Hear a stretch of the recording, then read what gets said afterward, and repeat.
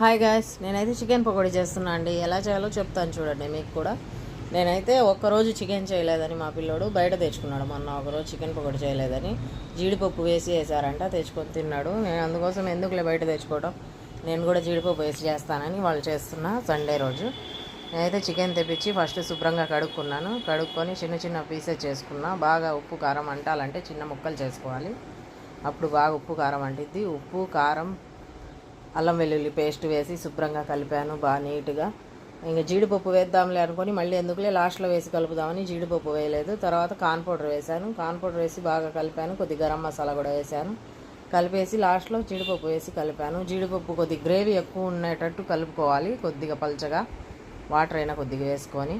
అప్పుడు జీడిపప్పు బాగా ముక్కలకి శుభ్రంగా అతుక్కుంటుంది, బాగుంటుంది. మీరు కూడా ఒకసారి ఇలా ట్రై చేయండి. నేనైతే ఇలా వేసాను, చాలా బాగా వచ్చింది. బయట ఫుడ్ లాగే ఉంది ఇది, సేమ్